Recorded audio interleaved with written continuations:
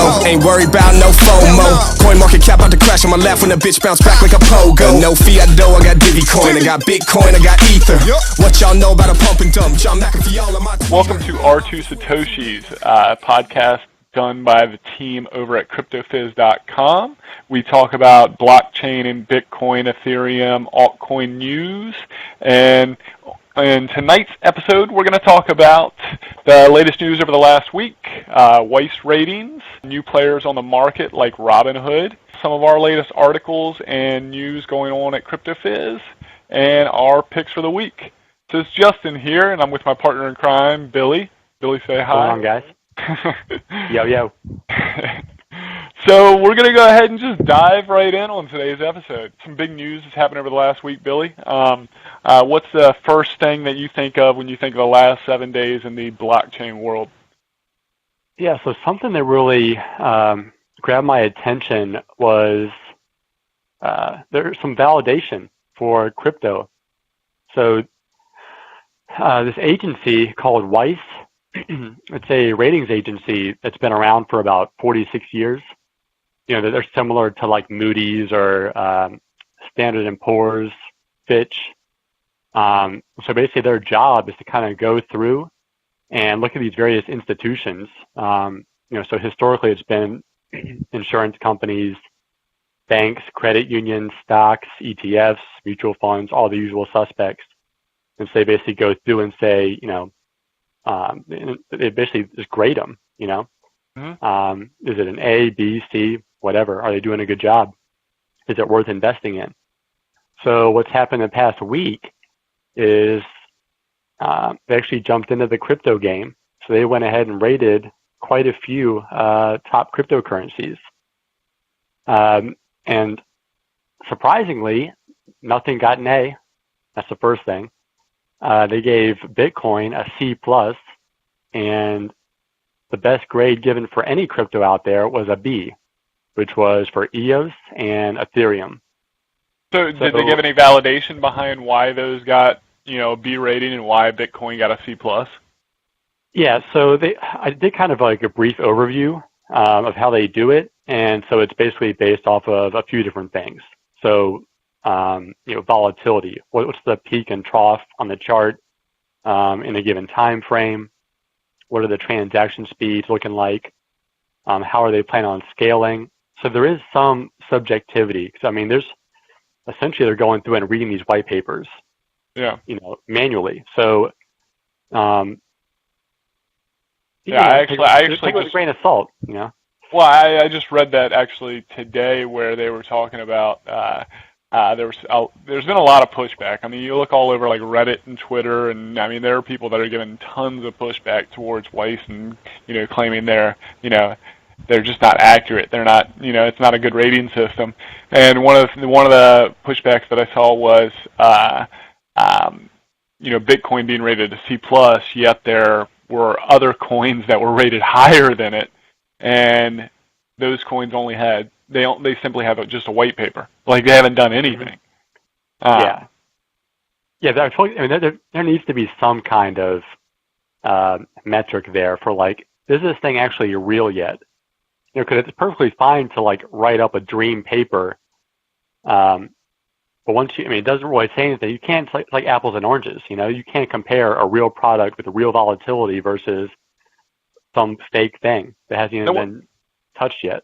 I was telling you about before how, granted here in the U.S. we're blocked from investing in ICOs, but, I really wouldn't invest in an ICO going forward unless they had something, at least a minimum viable product or something. There are some of these ICOs that have come out and they're, even a year in and they don't even have anything to show for it. We could go in and create our own coin in a day, knock out a white paper, build out a website, and there we go. So What was that website that you told me about the other day? That you can go and like create your own ICO, and it's just a joke website, but you just keep clicking the button and it keeps creating the ICO page. Let me see if I can find it. Okay, that was hilarious. I'd love to have everybody else check that out. But I guess my one question about the Weiss ratings before we kind of move on to something else here is like, when you did a little research on it, do they have any like blockchain or Bitcoin experts? Do they have any crypto experts at the organization, or like what, what gives them the degree to be able to rate something like this? Yeah. So so to be completely transparent, I haven't done a deep enough dive to actually find that out. I mean, I'm guessing they're just going off of their 46 years in experience so far, not necessarily crypto specific, but don't quote me. I mean, I really don't know. But with that being said, it does still give some validity to the overall market. People are the traditional finance sector is considering crypto worth their time. Yeah. Oh, yeah. Totally. That's pretty solid. Totally, and I mean, if they gave everything an A+ across the board, of course there were people on the other side screaming that that it was horrible because of that. So I mean, and this is the first time. I mean, we'll see. I'm reading right here where they say one of the main reasons Bitcoin got a C+ was because of bottlenecks in the network right now. And I mean, we all know that. I mean, the fact that transaction fees are as high as they are. That's what that's why we're so excited about the Lightning Network coming out.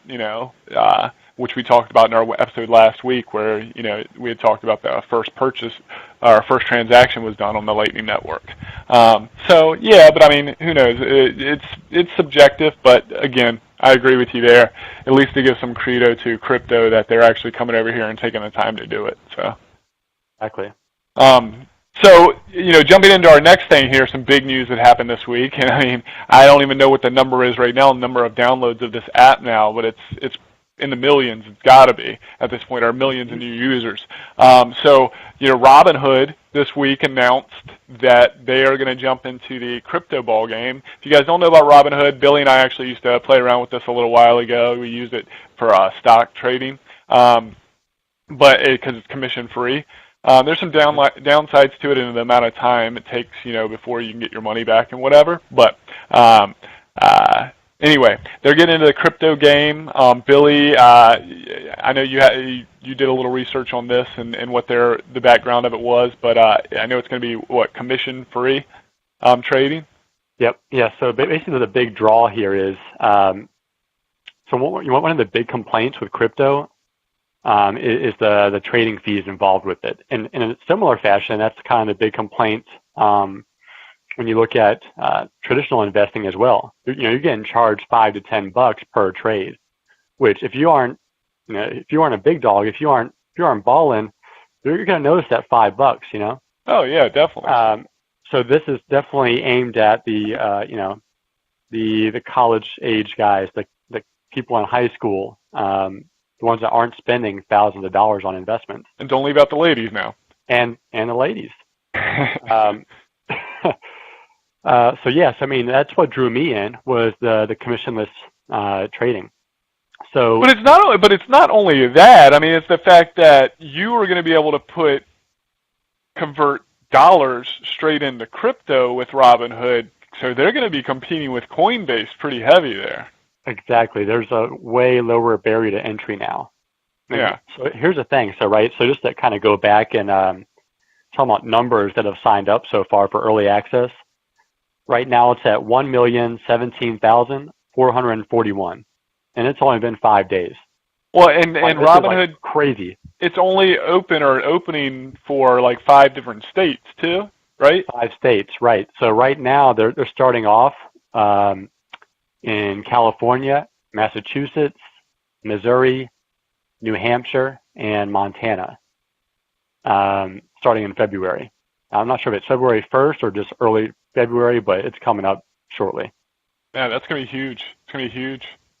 Well, I mean, not to cut you off, but for me, when I was looking at it, I was curious, like, what's their, I know Robinhood wants to be competitive, but I was like, how are they going to make money on this? If there's no fees, how are they going to make money off of it?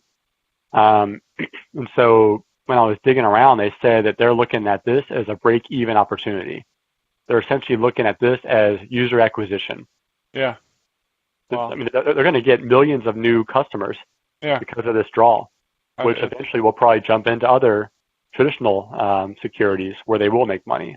So that's awesome. I downloaded the app the other day for the first time in a long time and actually accepted a referral link from my buddy, and apparently you get a free stock if you go through somebody's referral link. So that's cool. I haven't gotten a stock yet, but yeah, it's pretty cool. Actually, one other thing, and we didn't really discuss this before. One other thing that happened that I thought at least was big news this week, if you're a Ripple XRP fan out there, is one of the early investors in Twitter and Coinbase just invested $57 million into Uphold.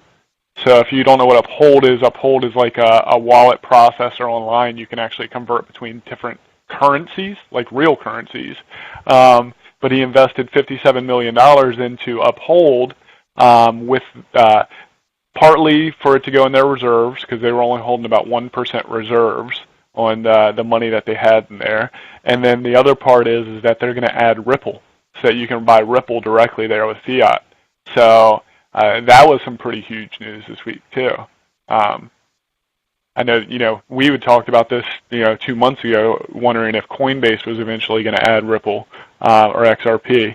And we thought that was what the announcement was, but it was Bcash that they added. But yeah. I mean, I definitely think they will. Now. I mean, like, this is true for many things, but competition is good. Oh yeah, totally. I mean, Robinhood's putting the pressure on them now. Robinhood, Uphold. I mean, there's all kinds of different, competitors coming out there. They had $1 billion in revenue last year, Coinbase, but other people are going to start tapping into that market now. Oh yeah. So that's you got anything else in the news, Billy, that you wanted to cover, or jumping into? Yeah, I guess we can talk about what we've written about lately. Yeah.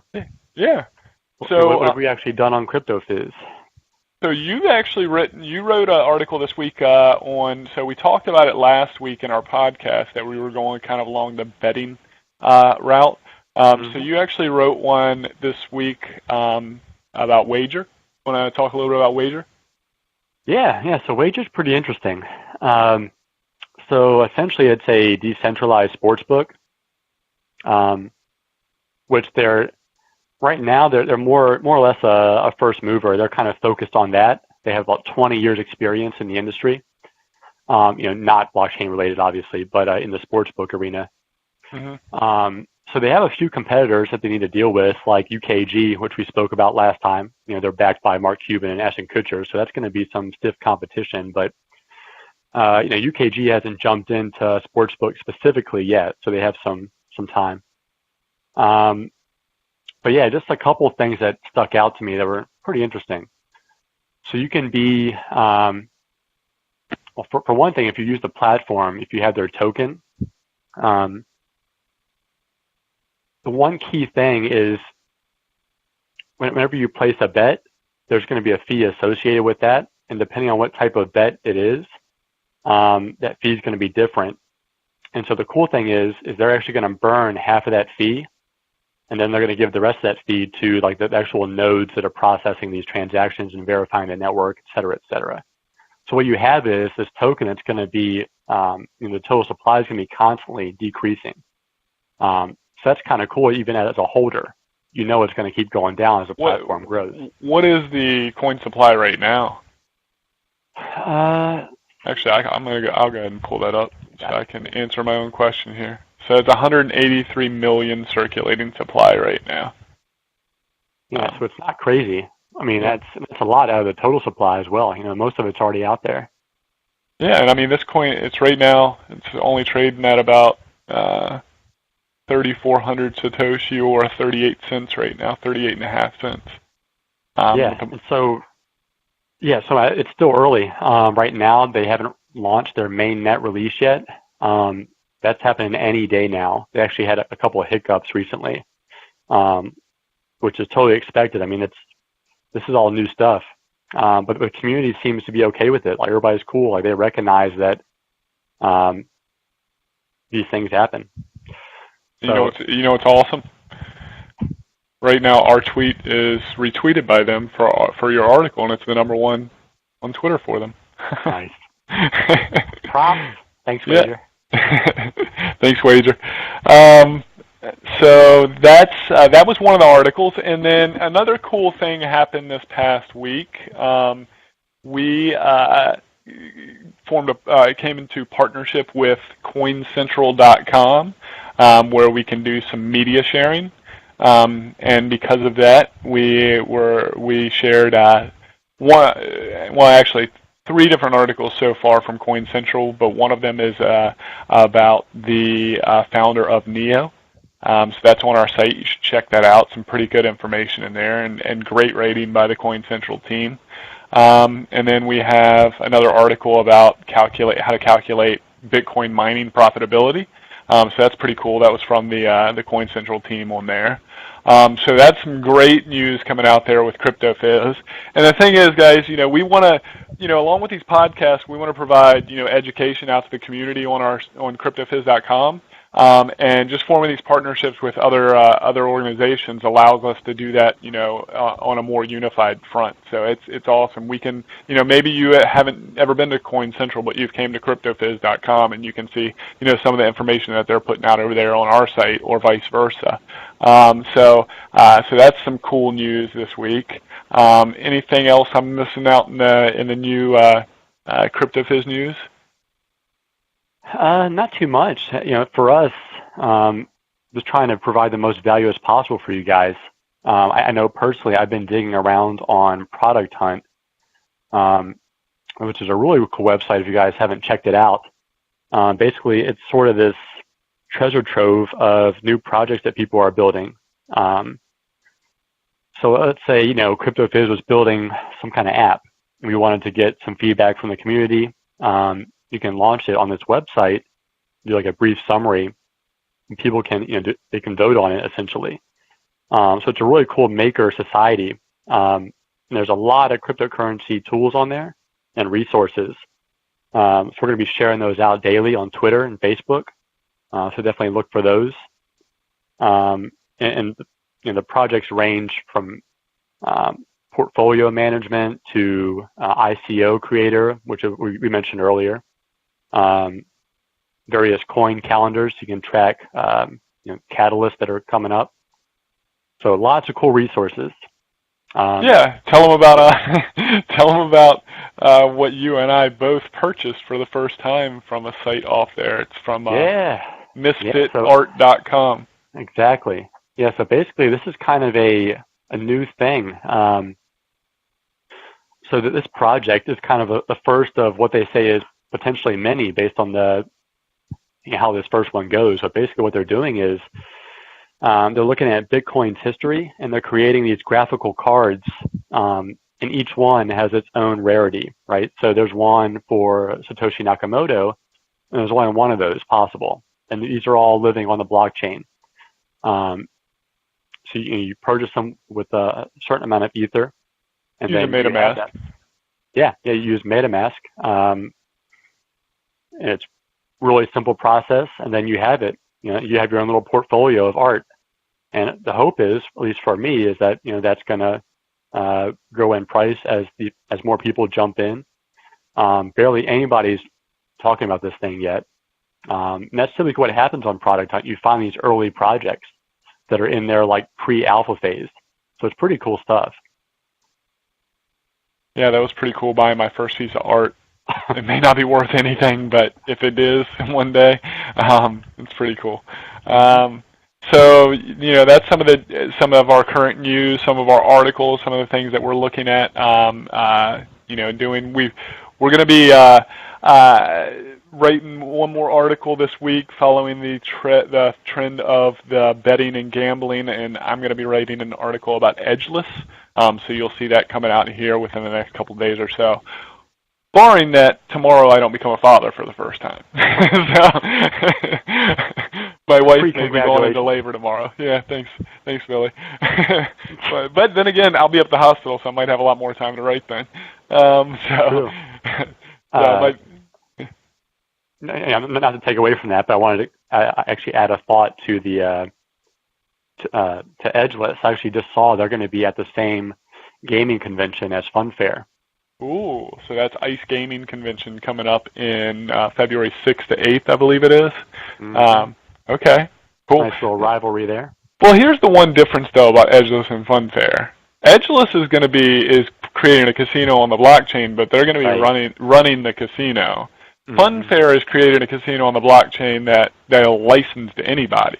Exactly. So, yeah, it's not direct competition, but yeah, I mean, I almost feel like, you know, Funfair has a little leg up there going to that conference because this is business to business and it's gaming. So I don't know, but we'll see what happens.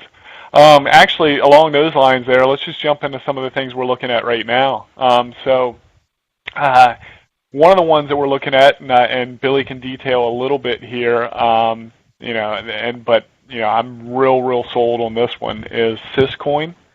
So take it away, Billy. Yeah, so we actually wrote about this back in the summer. And I couldn't tell you how I came across it, but you know, back then it was maybe 10 cents. It was peanuts compared to where it is now, and it's still very undervalued. But basically, what they're doing is they're kind of creating this decentralized eBay.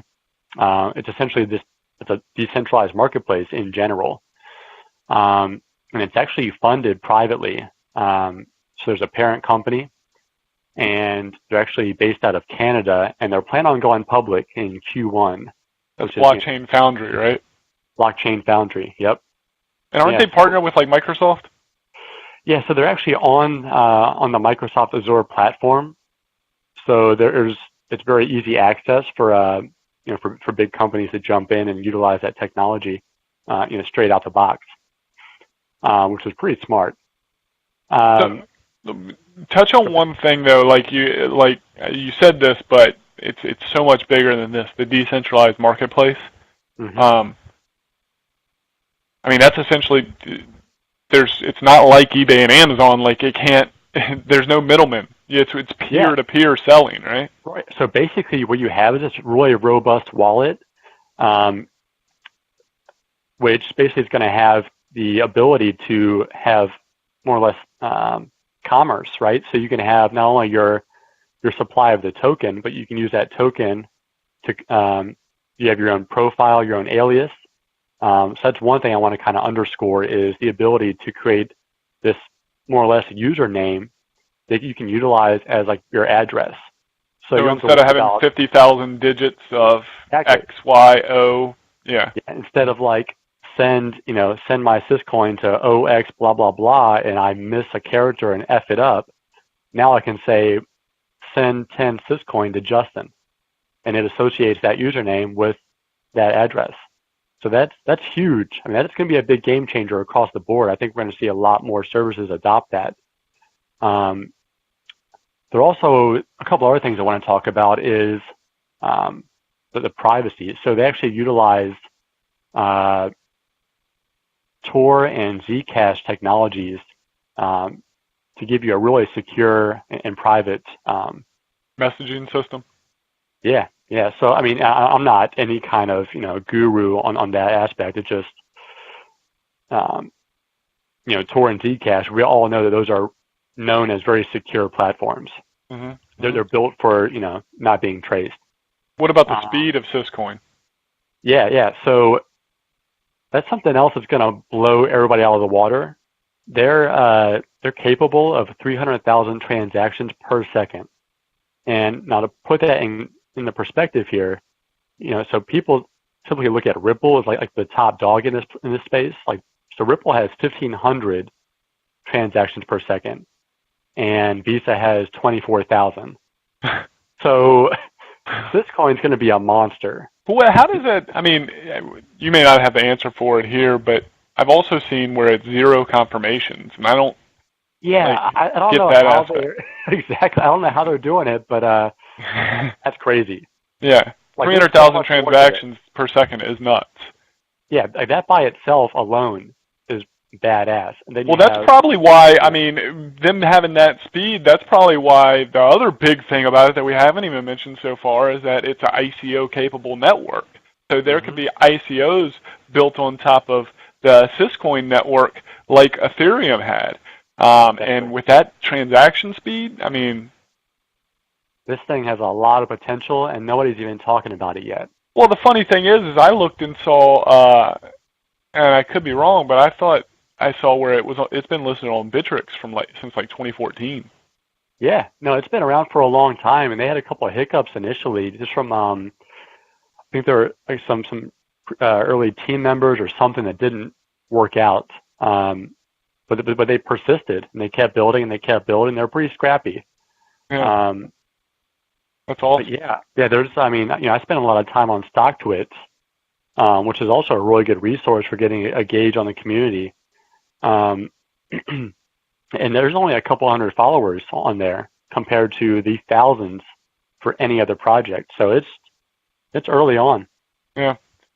Definitely suggest checking. Yeah, definitely suggest checking Syscoin out, everybody. Another one that we actually talked about on last week's podcast very briefly and said we were going to do a little bit more research. I'm going to call myself out. I didn't do the research, but Billy did.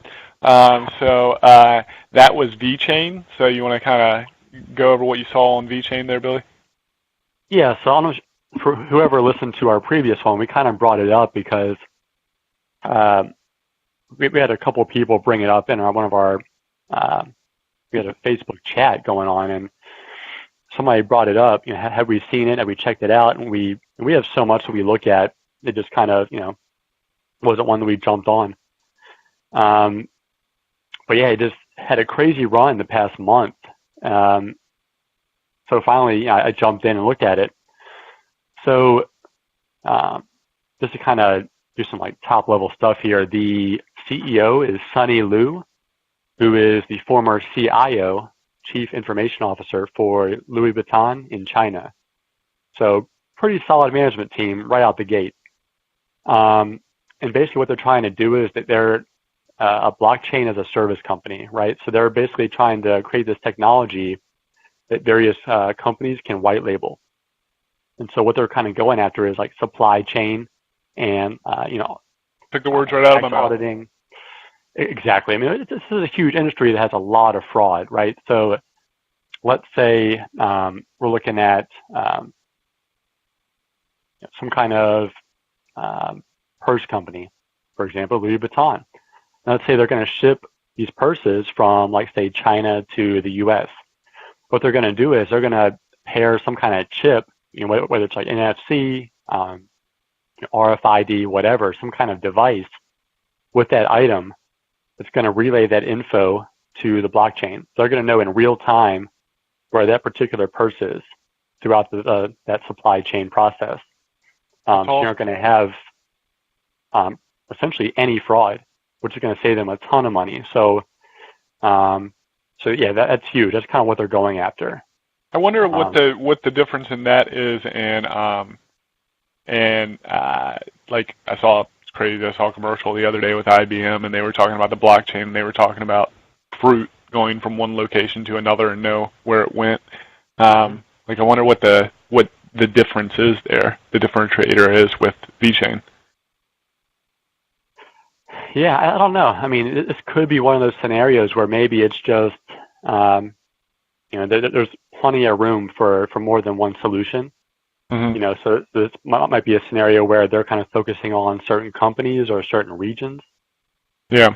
There's plenty of services that are social media based that we don't even know about because they're based in, countries that are in, Asia. So it could be one of those scenarios where we may, they have their own piece of the pie. Well, there's got to be something. I mean, guy's smart enough, he's pursuing with this. So obviously there's some differentiator out there, but that's still cool. I mean, that's really cool, and that can be utilized by large enterprise organizations. So, yeah. Yeah, I mean, they already have a few big partnerships. I mean, they're making some big moves already, right? So they have PricewaterhouseCoopers, which they're known for tax auditing. Renault Group, they're signed up with, which is a car manufacturer. So these are big names. So we'll see how it plays out, but they're killing it so far.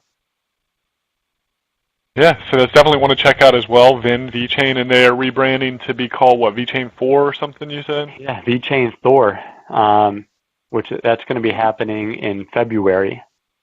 So that should be interesting. Certainly from a price movement as well. The market typically responds very positively when you rebrand. That certainly happened for us a couple of times, specifically with Ant Shares rebranding to Neo.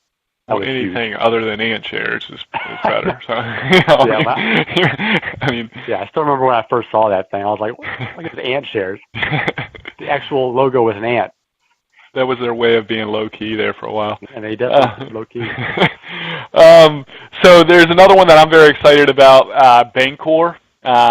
So if you guys don't know about Bancor, back in, I believe it was June of last year, they ran their ICO and within one day raised over $150 million. $150 million in one day. Are you kidding me?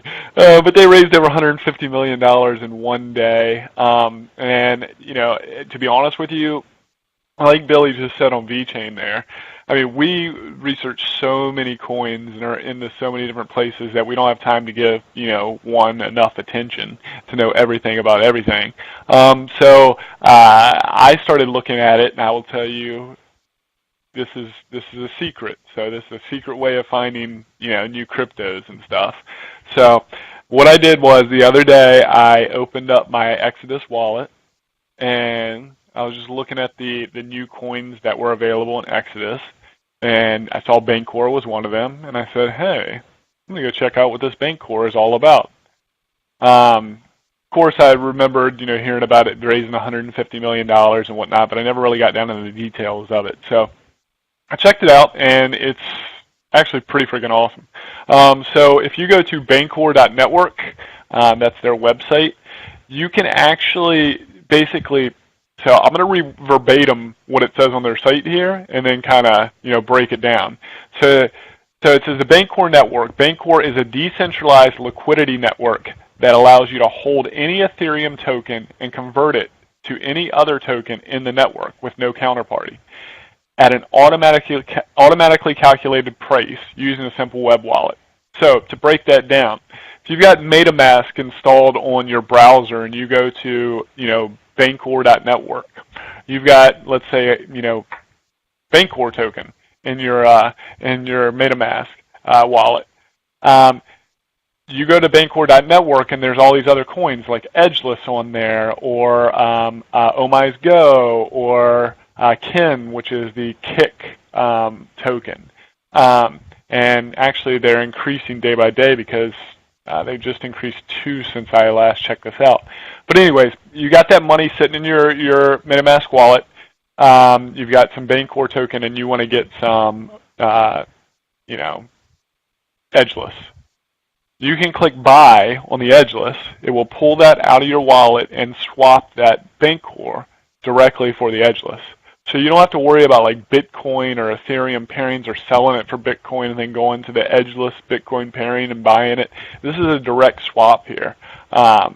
I think it's going to be huge. I mean, this may be one of the new waves of exchanges. I mean, what do you think, Billy?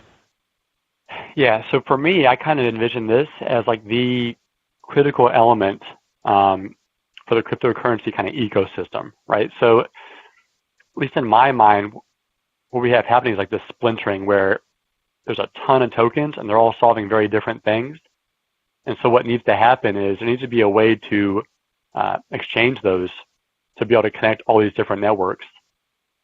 For smooth it's kind of like the idea of having intranets, plural, back in the day before you had this one huge internet. So for me, this is a huge way to connect all those bits. Yeah, I mean, I've been thinking about this myself recently. Like, let's say you're using like the Kick app and messaging app, and they have their Kin token, but you're also over here using Funfair, and you're gambling on casinos and stuff, and then you're using Power Ledger for your solar power and stuff. Like, really, you're going to have to buy all these utility tokens to do all these different things and have different wallets all strewn all over the place? Like, exactly what you're saying there is, what if there was one network, almost like maybe Bancor is it, where you hold these tokens and it just automatically taps into that other network to convert it to the token that you need at the time to pay your service or whatever.